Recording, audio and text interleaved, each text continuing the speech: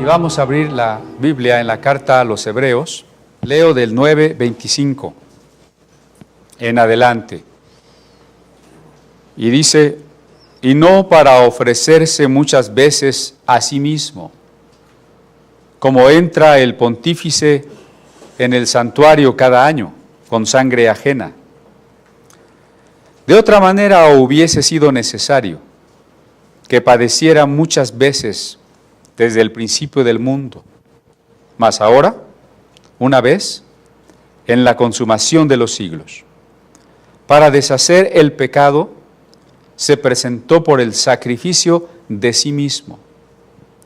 Y de la manera que está establecido a los hombres que mueren una vez y después el juicio, así también Cristo fue ofrecido una vez para agotar los pecados de muchos.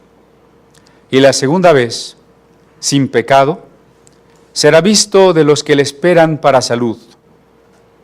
Porque la ley, teniendo la sombra de los bienes venideros, no la imagen misma de las cosas, nunca puede, por los mismos sacrificios que ofrecen continuamente cada año, hacer perfectos a los que se allegan. De otra manera cesarían de ofrecerse, porque los que tributan este culto, limpios de una vez, no tendrían más conciencia de pecado. Empero, en estos sacrificios cada año se hace conmemoración de los pecados, porque la sangre de los toros y de los machos cabríos no puede quitar los pecados. Si alguna persona dijera, ¿cómo se salvaban las personas en los tiempos de lo que llamamos Antiguo Testamento? Y alguien dijera, ¿se salvaban por los sacrificios de animales? Tendríamos que responder, no. Porque aquí dice que esos sacrificios no pueden quitar los pecados. Entonces, ¿para qué se hacen? Hemos insistido que todos los ritos, todos los signos de la fe, son solamente enseñanzas, son herramientas didácticas para que aprendamos, para que entendamos mejor lo que Dios quiere, para que fortalezcamos nuestra conciencia.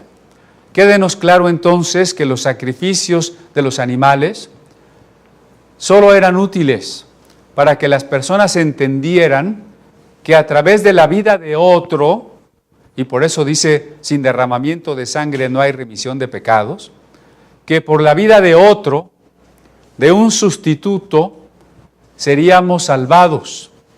Esto es lo que se llama un sacrificio vicario. Vicario quiere decir en lugar de otro. Alguien tenía que morir en nuestro lugar. Y no es que la vida de ese carnero o de ese borrego o de esa vaca realmente quitara los pecados. Era nada más un anuncio de que había un camino para entrar otra vez a la presencia de Dios, para reconciliarnos con Dios en el lugar santísimo, pero no es más que eso, un anuncio. No lo tenemos que ver como algo mágico. Desgraciadamente se sigue viendo como algo mágico. Y el judaísmo que no ha reconocido a Jesús como el Mesías, al menos en la rama ortodoxa, quisiera reconstruir el templo de Jerusalén y después de eso volver a ofrecer sacrificios. Aún los grupos de santería y los grupos satanistas hacen sacrificios de animales, suponiendo que la sangre de esos animales les incrementa el poder. Es, insisto, caer en la superstición, obviamente en la magia. Pero aquí queda claro, esos sacrificios que se repetían constantemente, en primer lugar, no quitaban los pecados y en segundo lugar, no hacían perfectas a las personas. Perfecto quiere decir dos cosas. Acuérdense que perfecto quiere decir madurado, terminado. No las hacían perfectas en dos cosas. Número uno, en la conciencia del perdón. Es decir, yo ya estoy perdonado. La otra, en la transformación de la persona. Sí, yo ya reconocí mi pecado, ofrecí algo por el pecado y ahora ya estoy transformado, ya no voy a pecar. ¿O seguían pecando? Seguían pecando. Entonces, estos sacrificios, al tenerse que repetir constantemente, no eran o no proporcionaban una certeza de salvación.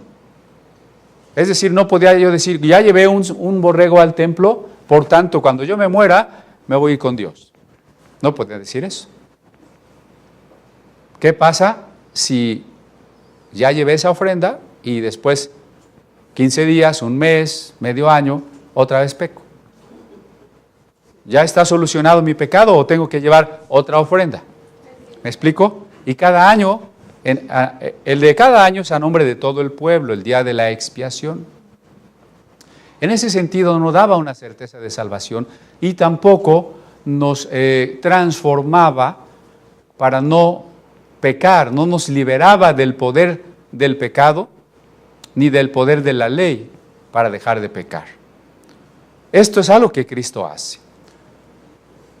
Cuando yo escuchaba, siendo niño, una predicación de un evangelista, él decía que tenemos que aceptar a Cristo una vez y para siempre. Al principio yo no lo entendí muy bien porque decía, si acepto a Cristo una vez y luego peco y es una vez y para siempre, entonces ya no hay remedio. Yo lo entendía en ese sentido, ¿no? Pero creo que él no quería decirlo en ese sentido, sino en el sentido de que como Cristo murió una vez, cuando tú lo aceptas como tu Salvador una vez, tú ya puedes estar seguro de tu salvación.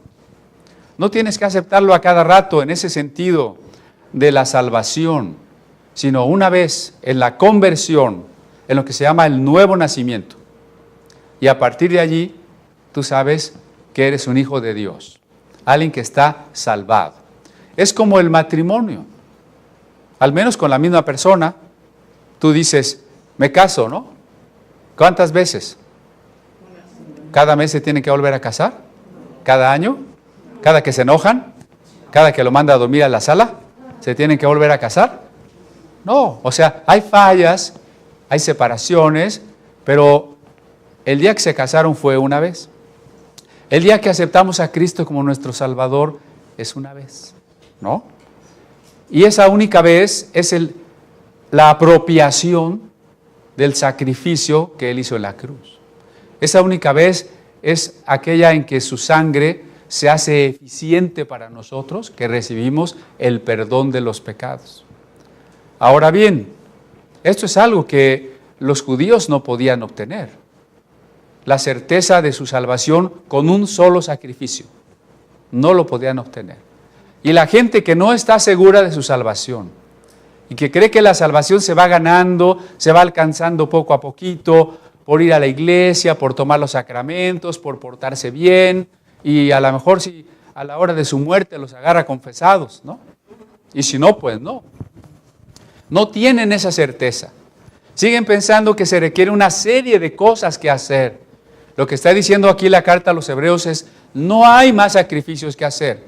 Fue un solo sacrificio. Algunos hermanos me hablaban de provincia y me decían, bueno, es que tenemos una duda, ¿no? ¿Qué pasa con los pecados que cometemos después de ser cristianos? Cuando Cristo nos perdona los pecados pasados y por los que vamos a ir cometiendo después. Hay que ir pidiendo perdón para que vayan siendo perdonados. O Cristo nos perdonó los pecados presentes, pasados y futuros. Es algo complicado, ¿no? La mayoría se imagina, bueno, sí, cuando yo acepté a Cristo me perdonó lo que hice de ahí para atrás. Pero lo que yo vaya cometiendo ahora, pues tengo que pedirle perdón al Señor para que en ese momento me perdone. El resultado de eso es suponer que si ahorita yo cometiera un pecado y no alcanzo a pedirle perdón al Señor y me muero, pues quién sabe si soy salvo o no soy salvo. Y algunos dicen, como más adelante está la frase, precisamente en la carta a los Hebreos, sin santidad nadie verá al Señor. Entonces, pues como tú pecaste y no confesaste, no estás en santidad, te vas a ir al infierno. Entonces resulta que el que aceptó a Cristo, el que se bautizó, el que ha creído durante no sé cuántos años, porque en el último minuto algo le salió mal, pues para abajo, ¿no? Entonces, ¿dónde está la certeza de la salvación?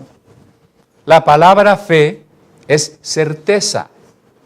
El siguiente capítulo que va a tratar de la fe, el 11, que está después del 10 que estamos estudiando, precisamente comienza diciendo, la fe es la certeza. La fe es la certeza, ¿no? Y si yo vivo con un seré salvo, no seré salvo, ¿hay certeza? No hay certeza. Y fue un problema que la iglesia enfrentó desde los primeros años, ya se los he platicado, cuando hubo persecución de los emperadores romanos contra los cristianos. Hubo creyentes, incluso pastores, que frente al martirio dijeron, no soy cristiano. Que frente a la estatua o la efigie del emperador ofrecieron incienso para no ser martirizados. Que entregaron libros sagrados a las llamas para salvarse ellos mismos de las llamas. Cuando la persecución cesó, ellos regresaron a la iglesia y la iglesia estaba en la duda de si debían ser aceptados o no. Algunos dijeron que habían apostatado y que no deberían volver a ser aceptados, especialmente los seguidores del obispo Donato, llamados los donatistas. Otros sugirieron que había que aceptarlos, pero que había que volver a bautizarlos. Y de ahí, por varios siglos, la gente se rebautizaba cada vez que consideraba que tenía que volverse a bautizar, porque se cambió de iglesia, porque se cambió a un grupo hereje, porque el grupo hereje vino a este otro, y entonces, no, allá te bautizaron, pero el bautismo allá no vale, aquí te tenemos que volver a bautizar. No es que el que te bautizó es un pastor que anda mal, tu bautismo no sirve, te tenemos que volver a bautizar, hasta que el emperador Justiniano estableció la pena de muerte para el que se volviera a bautizar. Ahí se acabaron los segundos bautismos. Claro que esto tuvo sus consecuencias terribles, porque en tiempos de la Reforma los anabaptistas, los que volvían a bautizar, fueron asesinados por católicos, por luteranos y por anglicanos, ¿no? Y por calvinistas. Entonces, de esta idea de me tengo que bautizar cuántas veces, se pasó a la idea de pena de muerte para el que se vuelva a bautizar.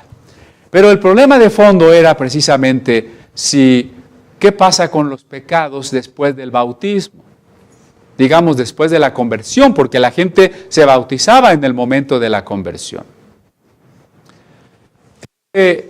Si decimos que Cristo nos perdonó los pecados pasados, presentes y futuros, alguien puede escandalizarse y decir, pues entonces ya puedo vivir como yo quiera. No. Esa fue la doctrina de un monje ruso que se llamó Rasputín, y que decía que donde abundó el pecado, sobreabundó la gracia, entonces pequemos más para que haya más gracia. Pero Pablo ya había advertido que él no estaba diciendo eso, porque los que hemos muerto al pecado, ¿cómo viviremos aún en él? El punto no es ese, el punto es que cuando Cristo nos perdonó todo. Veámoslo de esta manera. Cristo o Dios, el Padre, no nos perdona cuando le pedimos perdón. No, el Padre no nos perdona cuando le pedimos perdón. El Padre nos perdonó desde antes. Tanto amó Dios al mundo que dio a su Hijo. Yo quiero que usted se ponga a pensar si cuando Dios decide dar al Hijo, ¿nos ha perdonado o no? Ya estamos perdonados, ¿no? O sea, ¿alguien que no nos está perdonando enviaría a su Hijo? O sea, la mente de Dios, que está más allá del tiempo, de la sucesión de decisiones, y pensamientos, tiene muy claro desde la eternidad que Él va a crear a un hombre libre, ese hombre libre va a pecar, ese hombre libre va a estar condenado, pero Dios mismo lo va a salvar. Entonces el perdón ya está dado, desde los decretos divinos, si queremos llamarle así. Y el perdón de Dios se hace manifiesto, se hace patente en el tiempo y el espacio, en la cruz de Cristo. En la cruz de Cristo hemos dicho, Él cargó todos nuestros pecados, lo dice el profeta Isaías, ¿no? Si Él cargó mis pecados, entonces, ¿cuándo fui perdonado? Si estamos hablando ya dentro del tiempo. Cuando Cristo murió. Cuando Cristo murió, yo fui perdonado. Todos los que vivieron antes de Cristo fueron perdonados. Y todos los que vivimos después de Cristo fuimos perdonados. Cuando yo acepto a Cristo, no estoy haciendo que Dios me perdone, estoy aceptando el perdón. ¿No decimos que la salvación es un regalo? Pues vayamos a sus consecuencias lógicas. Porque si no nos entra la duda, a ver, yo cometí un pecado. Alguna mujer estaba muy preocupada porque llevaba 2 o 3 abortos. Y decía, yo no sé si Dios me va a perdonar. ¿Ven el tipo de duda? Entonces ahí parece que si mi pecado es tan grande, ¿quién sabe si Dios me perdone? Eso implica que la gracia de Dios no es tan grande como mi pecado. O sea, hay pecados más grandes que la gracia. ¿Será? Hay pecados más grandes que la sangre de Cristo. ¿Será? No puede haber un pecado, por más terrible que sea, que esté más allá de la gracia divina. Entonces, cuando esta mujer dice, mi pecado es muy grande, no sé si Dios me va a perdonar, está suponiendo que el perdón es algo que se consigue si no es tan grave y si lloro o pido lo suficiente. ¿No? Señor, perdóname. Y ahí me estoy un buen rato, ¿no? ¿Ya habré llorado lo suficiente? ¿Me habré arrepentido lo suficiente? ¿Ya me habré dado los suficientes latigazos? Usted me va a decir que nosotros no nos damos latigazos, pero nos los damos de otra manera. La gente que no se siente perdonada por Dios echa a perder su propia vida, ella misma. Esos son sus latigazos. El perdón de Dios no está condicionado al tamaño de mi pecado. No está condicionado a la profundidad de mi arrepentimiento. Me he encontrado con mucha gente, sobre todo los hipercristianistas, que dicen, es que antes del perdón está el arrepentimiento. ¿Y cómo sé? Les preguntaba yo, si ya me arrepentí lo suficiente. Entonces, ¿en quién estriba alcanzar el perdón o no? En mí. Entonces, con eso estoy negando la gracia, ¿no? Estoy poniendo una obra humana, una condición humana previa al perdón. Entonces, ¿no me tengo que arrepentir para ser perdonado? No.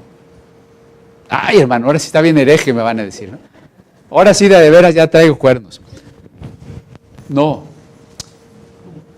El arrepentimiento no suscita, no consigue el perdón divino. Es el perdón divino el que me guía a arrepentimiento.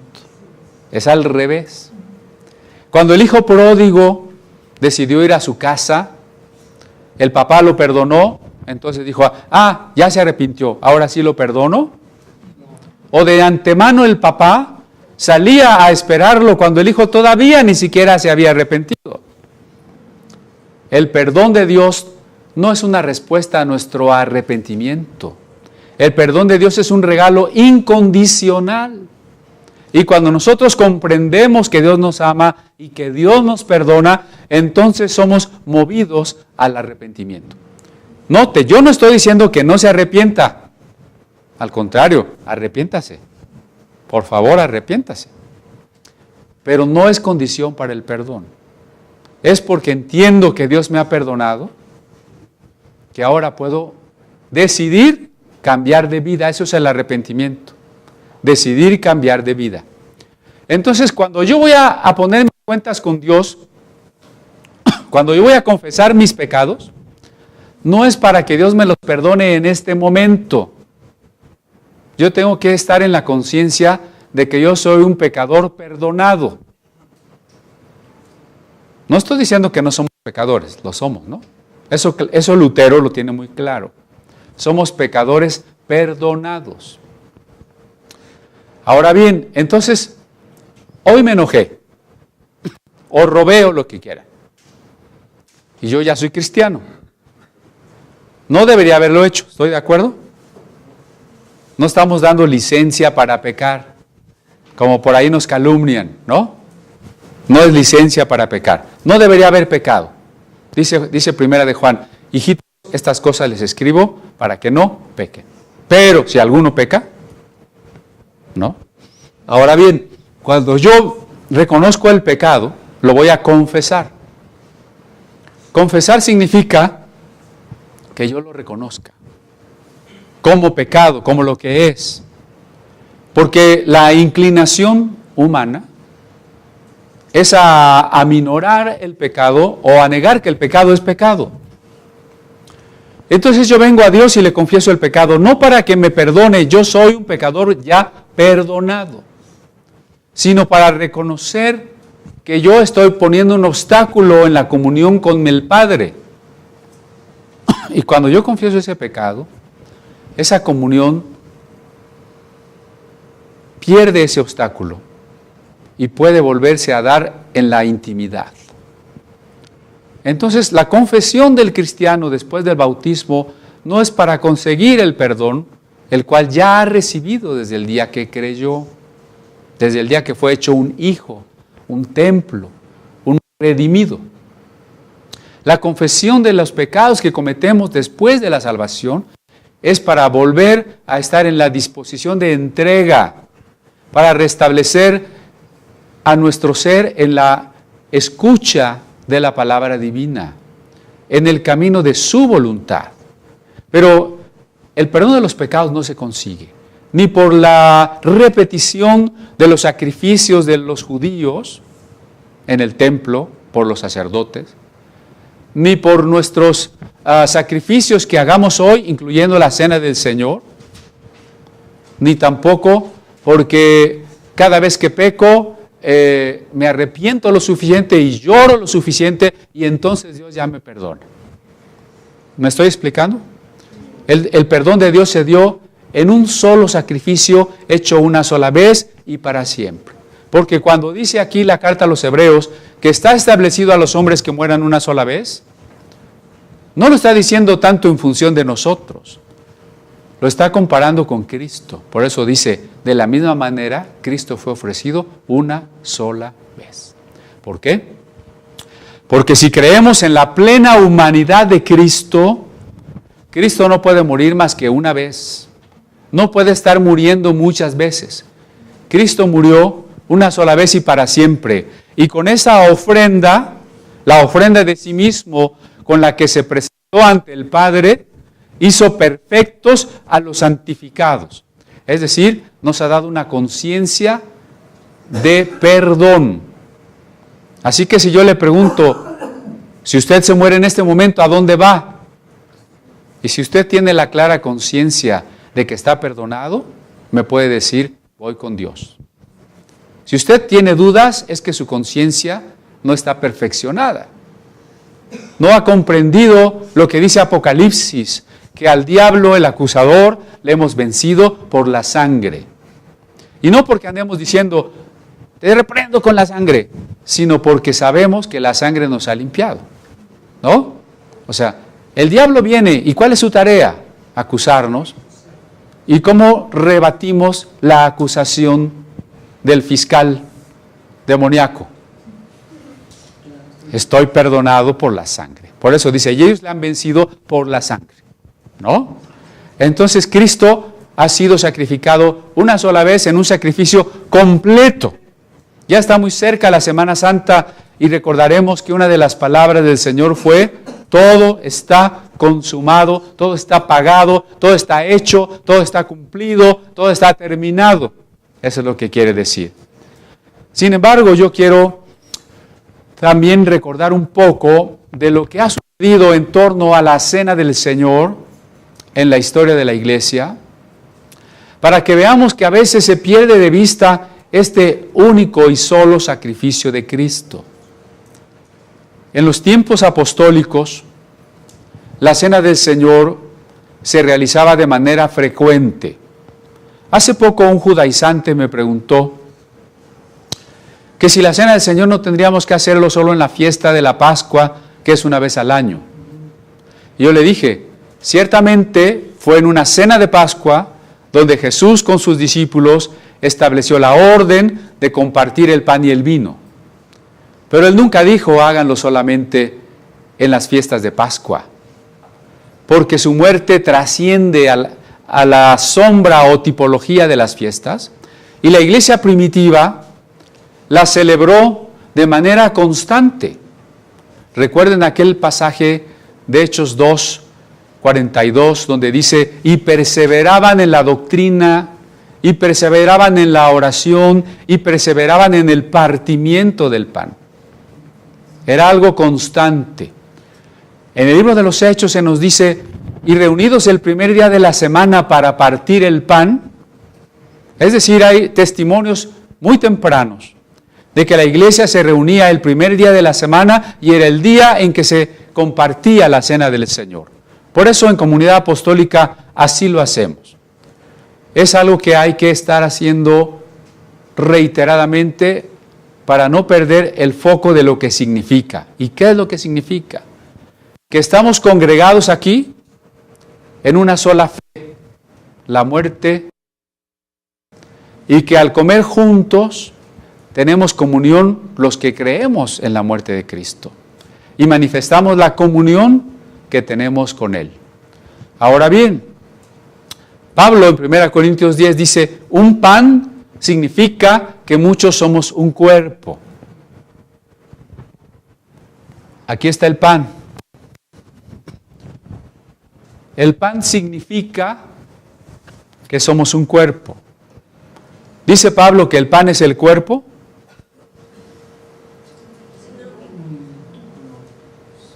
No dice que el pan es el cuerpo, sino que el pan es el símbolo de que nosotros somos un cuerpo. Esto es importantísimo no olvidarlo. ¿El pan es el cuerpo de Cristo? ¿El pan es el cuerpo de Cristo? ¿Yo soy el cuerpo de Cristo? ¿Ustedes son el cuerpo de Cristo? A ver otra vez. ¿Ustedes son el cuerpo de Cristo? Sí. Que se oiga en la internet. ¿Ustedes son el cuerpo de Cristo? Sí. ¿El pan es el cuerpo de Cristo? No. El pan simboliza el cuerpo que murió en la cruz y el cuerpo que ahora por el Espíritu Santo somos nosotros, ¿no? Bueno, este énfasis empezó a perderse ya para el segundo siglo de la era cristiana, cuando algunos de los teólogos, quizá tratando de elevar este acto, empezaron a insistir en que la presencia de Cristo estaba en el pan y el vino. Es algo sutil y suena bonito, ¿no? Suena como más misterioso, más litúrgico, como que tiene más peso el tener una reunión más formal, ¿verdad? Si este pan y este vino que vamos a tomar no son cualquier cosa, sino que ya tienen en sí la presencia de Cristo. Obviamente que eso a mucha gente le gustó.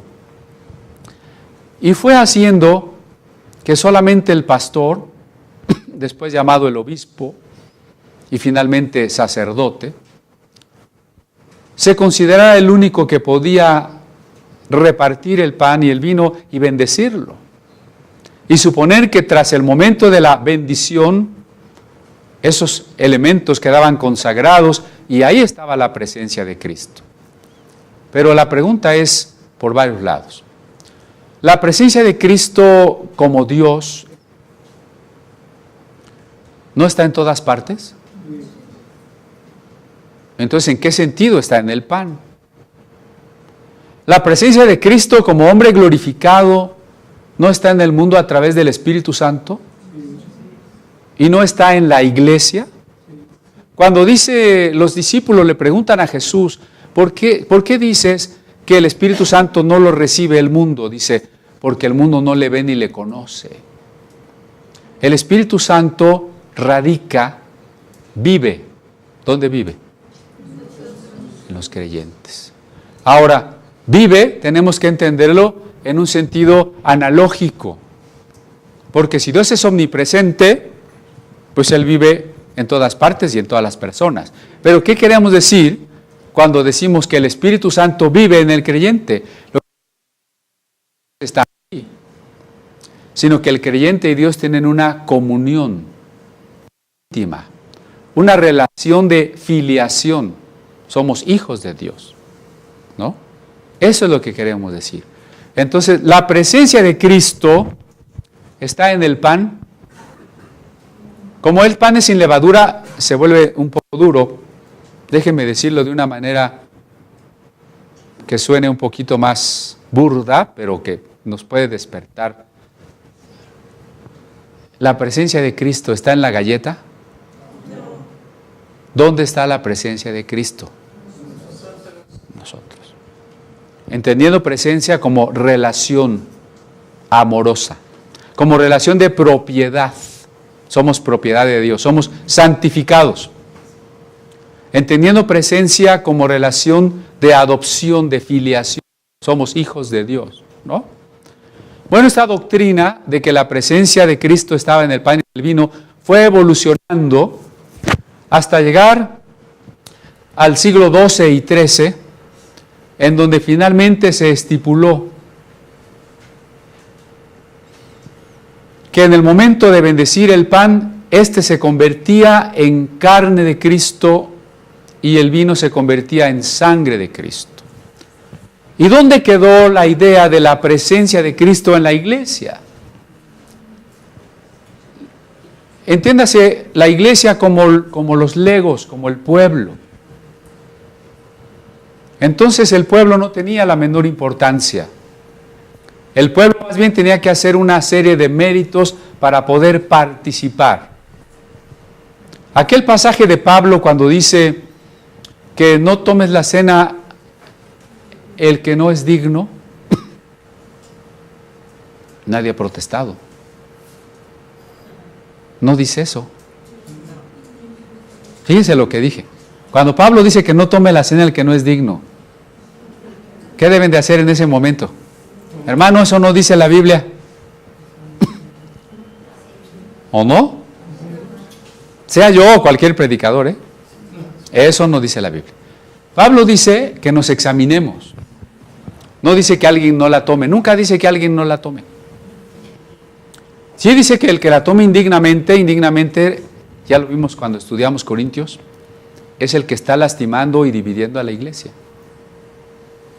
Pero no dice que no la tome, sino que el Señor le va a corregir. Y la corrección de Dios no es despreciable, no es algo que tenemos que evitar, es algo que tenemos incluso que buscar, ¿no? Entonces, resulta que a la gente se le empezó a poner ciertas condiciones para tomar la cena del Señor. Incluso había una época en que había dos tipos de reuniones. La reunión donde se predicaba, se oraba, se cantaba. Es una reunión general. Y luego solo los bautizados se reunían aparte y tomaban la cena del Señor. Podríamos decir que aquí somos una iglesia de comunión abierta. Es decir, cualquiera que llega, aunque sea por primera vez, y entiende que tomar el pan significa creer que Cristo murió por nosotros y que somos hermanos, y lo quiere hacer, pues puede hacerlo, porque quiere decir que en ese momento él también quiere unirse a la confesión de Jesús como el que murió por nosotros, ¿no? En ese sentido somos una congregación de comunión abierta. Bueno, entonces la duda de las personas era, ¿y cómo es que el pan se vuelve carne y el vino se vuelve sangre y Cristo se vuelve a morir? Desgraciadamente la enseñanza fue que sí, efectivamente, cada vez que se ofrecía el pan y el vino, era una renovación de la encarnación y del sacrificio de Cristo. De tal manera que Cristo es ofrecido constantemente. Y nos enfrentamos entonces al texto que acabamos de leer. Si dice la carta a los hebreos, los sacrificios de los judíos se hacían constantemente. El de Cristo se hizo una vez. Y ahora nosotros diciendo que el sacrificio de Cristo se hace muchas veces, no puede ser, porque el texto que acabamos de leer es que con una sola vez nos hizo perfectos, y que como los hombres mueren una sola vez, así Cristo murió una sola vez.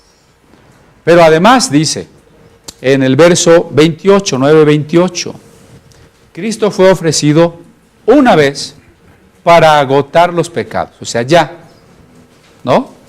A diferencia del Yom Kippur, dice, donde se rememoran los pecados, aquí los pecados se agotan, es decir, se acaban. Dios no tiene más memoria de ellos. Y la segunda vez, solo hay una primera y una segunda. La primera vez, 9:28. Cristo fue ofrecido una vez, y la segunda vez, solo hay una primera y una segunda. Si yo digo que cada vez que partimos el pan sacrificamos a Cristo, no hay una primera y una segunda. Hay una primera, segunda, tercera, chorromil y chorromil a la n al cuadrado, ¿no? Porque imagínense cuántas veces y cuántas iglesias, ¿no?, hacen el partimiento del pan. Solo hay una vez en la cruz y solo hay una segunda vez, el regreso de Cristo. Y esa segunda vez, según el verso 28, ¿qué dice? Aparecerá sin relación con el pecado. Entonces la idea, pónganme mucha atención, la idea de que cuando usted tome la cena del Señor, Cristo le va a perdonar los pecados que cometió este mes. No.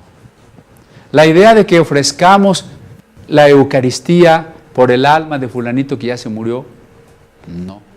¿Por qué? Porque Cristo no tiene ya ninguna relación con el pecado. La relación de Cristo con el pecado se dio en la cruz.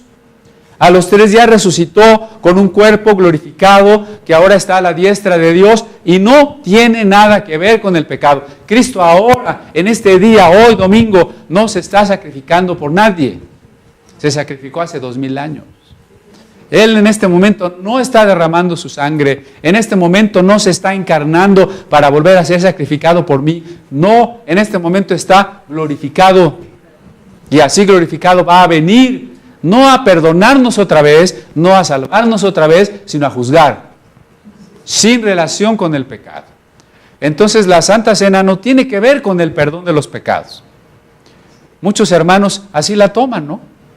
O sea, voy a tomar la copa, voy a confesar mis pecados y cuando la tome, ya me voy a mi casa bien perdonadito. No. Si usted realmente se ha arrepentido, usted fue perdonado cuando usted se convirtió.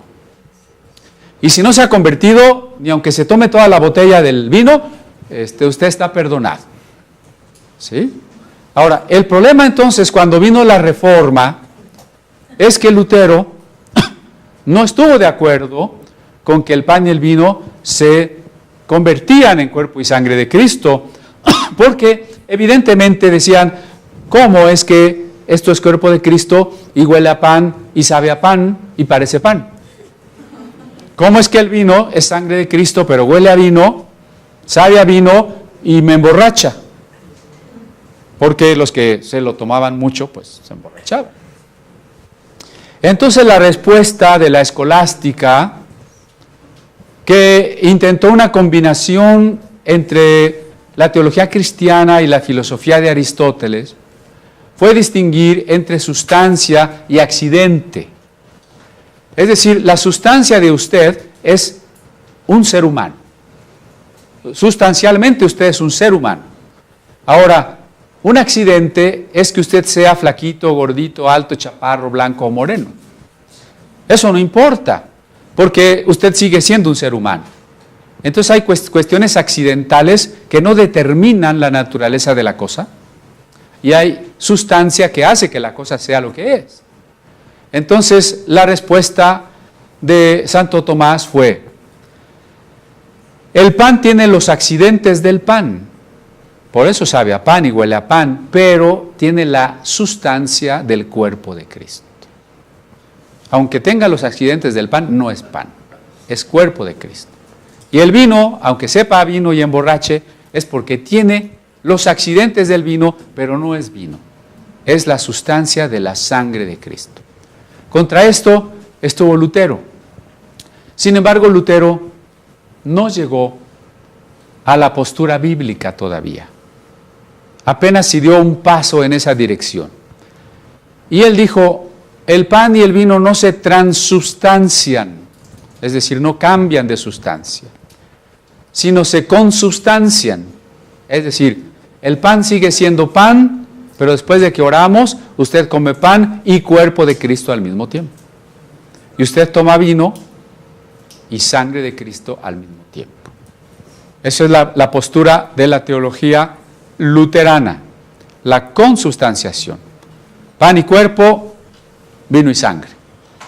Antiguamente los legos empezaron a dejar de tomar el vino y hasta la fecha en algunos lugares solo se les da un pedacito del pan, la oblea, suponiendo que las dos especies, es decir, pan y vino, se subsumen en una, en el pan.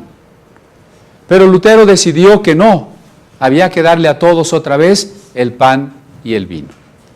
Sin embargo, esta postura de que el pan y el vino eran consustanciales con el cuerpo y la sangre, no satisfizo a un reformador de la segunda generación que se llamó Juan Calvino. Y Juan Calvino dijo: no, el pan y el vino son solamente símbolo. Cuando el Evangelio de Lucas dice: tomad, comed, esto es mi cuerpo, no dice este como si el pan se convirtiera, sino esto, sigue siendo un esto, y no es más que un símbolo. Entonces Calvino se iba al otro extremo, ¿no? Una especie de símbolo, pero ¿qué importancia o qué profundidad conllevaba ese símbolo? Eso no quedó muy claro si no volvemos a la postura de un reformador también del tiempo de Lutero, que se llamó Ulrico Zwinglio y que fue reformador en Suiza. Y él dice: sí, es un símbolo, pero lo importante está en que al comerlo manifestamos la comunión con Cristo y entre nosotros. Esta postura de Zwinglio quizá es la más cercana a la que nosotros tenemos aquí en Comunidad Apostólica, ¿no? Quiero decirles que estas diferencias han costado vidas. Quizá a veces usted lo tome de una manera superficial, bueno, no importa tanto. Pero en octubre del año pasado, 3 hermanos musulmanes en Irán, cristianos, fueron a tomar la cena del Señor a una iglesia. El castigo del gobierno musulmán fue darle a cada uno 80 latigazos por haber tomado vino. Si fueran de las iglesias que dan jugo de uva, a lo mejor no les pegan, ¿verdad? Pero 80 latigazos por haber tomado vino. Pero regresándome a los tiempos de la Reforma,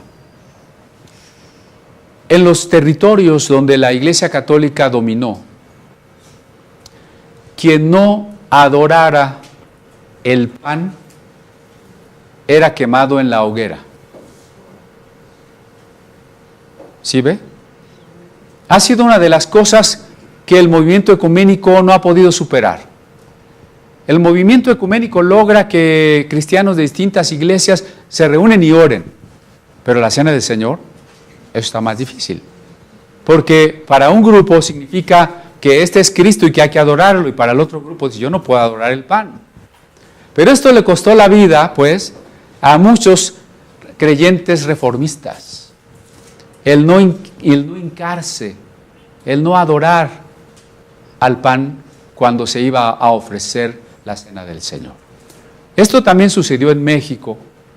El primer escritor de la novela mexicana, Joaquín Fernández de Lizardi, tiene la primera novela mexicana, El Periquillo Sarmiento, donde cuenta cómo un zapatero inglés radicado en la Ciudad de México no se hincó al paso de la procesión del Santísimo y la turba lo mató, ¿no? O sea, no hincarse era cuestión de vida y muerte.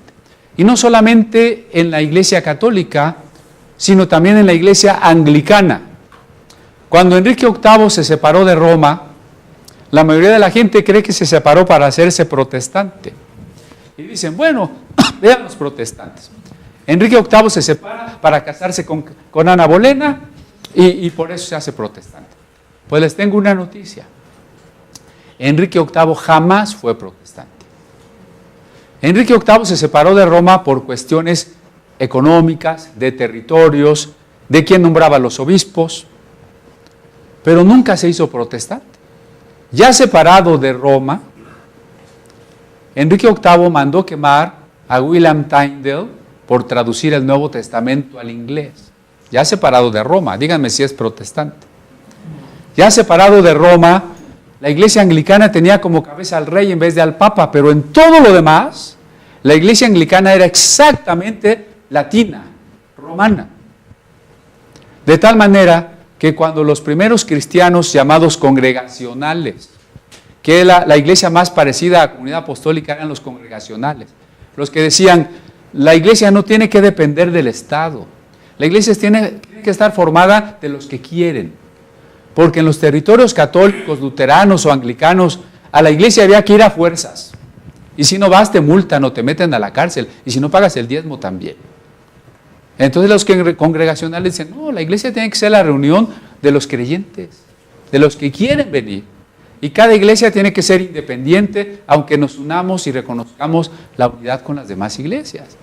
Y ellos dijeron, ¿por qué tenemos que tomar la cena del Señor de rodillas? Toda la infancia yo fui metodista. Y en la iglesia metodista, cuando se celebra la cena del Señor, todavía se tiene el rito de la oración escrita, que hay que repetir con frases como Cordero de Dios que quita los pecados del mundo, etc. Y luego uno pasa al reclinatorio. Y en el reclinatorio se arrodilla. Y no me importa quién esté al lado, yo estoy aquí para tomar la cena del Señor. De una manera digna, si es que se me permite, ¿no? Porque otra posibilidad también fue la de que hay iglesias donde los demás te vigilan. No, mira, tú tienes tal pecado, no puedes tomar la cena del Señor. Cosa que, como dije antes, no está en la Biblia. Entonces se toma la cena arrodillado, ¿no? Y solo a los que de alguna manera son dignos. Y eso excluye evidentemente a los niños. En una ocasión, tal vez ya se los platiqué, lo que pasa es que cuando uno está viejito, lo vuelve a platicar. Yo pasé al frente, tenía 10 años, quería tomar la Santa Cena, no me la dieron, me dolió, me afectó. Digo, entiendo a lo que puede sentir un niño cuando, gracias, no le damos la oportunidad, ¿no? Total que yo llegué a mi casa y yo la hice solito. Pero lo que ahora me llama la atención, y alguna vez se los he dicho, si la cena del Señor es una cena de unidad y de convivencia, entonces ¿cómo es que yo me hinco, cierro los ojos y no sé ni quién está a mi lado y yo y Dios nada más? ¿Dónde está la comunión? Es como si yo los invito a cenar a mi casa. Los invito a cenar a mi casa y cada quien voltea a su silla y se arrincona y hace su cena, ¿verdad? Y al final, bueno, muchas gracias por haber venido. La cena es comunión, ¿no? Les digo que hay iglesias donde se toma con una sola copa y se la van pasando. Y luego cuando te toca al final, bueno. Pero otra vez es como si yo los invito a cenar a mi casa y les digo, ¿saben qué? Hay solo una taza de café y cada quien le va a dar un traguito y eso es todo. Entonces perdemos de vista lo que era la comunión. Hay un personaje muy cercano a nosotros, Casiodoro de Reina, traductor de la Biblia del Oso. Por ahí les recuerdo que todavía estamos en la colecta de la Biblia del Oso, ¿no? Para la Biblia del Oso. Casiodoro de Reina, cuando huyó de España, para que no lo quemara la Inquisición, se refugió en Inglaterra. Enrique VIII ya había muerto, ahora gobernaba Isabel I, que de alguna manera fue más tolerante con los grupos protestantes. Pero le autorizó a Casiodoro pastorear una iglesia en Londres. Es una época donde sin la autorización real uno no puede tener una iglesia. Y Casiodoro pastoreaba allí refugiados españoles y franceses en Londres. De hecho, el gobierno tenía que pagarle a los pastores, ¿no? El sueldo de Casiodoro estaba estipulado en libras por parte de la reina Isabel. En ese momento, los calvinistas, que tenían una concepción de la Cena del Señor muy diferente a los luteranos, eran enemigos acérrimos. Es decir, en vez de unirse las dos ramas protestantes, seguían peleando ahora por cuestiones de la Cena del Señor. Muchos calvinistas, sobre todo franceses, dejaron las iglesias calvinistas para unirse a Casiodoro de Reina porque les gustaba cómo predicaba él. Esto despertó la envidia de los pastores de aquellas iglesias, y cuando Casiodoro hizo un escrito sobre la Cena del Señor, tratando de conciliar la postura luterana con la postura calvinista, no dejó contentos ni a unos ni a otros, porque su postura, muy parecida también a la nuestra, es: Cristo no se convierte en el pan, o el pan no se convierte en Cristo, sino es una cena de comunión. Sí es un símbolo, pero no es un símbolo vacío. Es un símbolo que cuando se realiza, la comunión se manifiesta, se fortalece. La presencia de Cristo se reafirma porque así lo estamos entendiendo. Resultado de este escrito: los infundios, las calumnias que un miembro de la Inquisición había propagado para poder regresar a Casiodoro a Sevilla y quemarlo allá, es que Casiodoro en su juventud había sido homosexual y que ahora era un adúltero y era un hereje que no creía en la Trinidad. Los calvinistas aceptaron las acusaciones,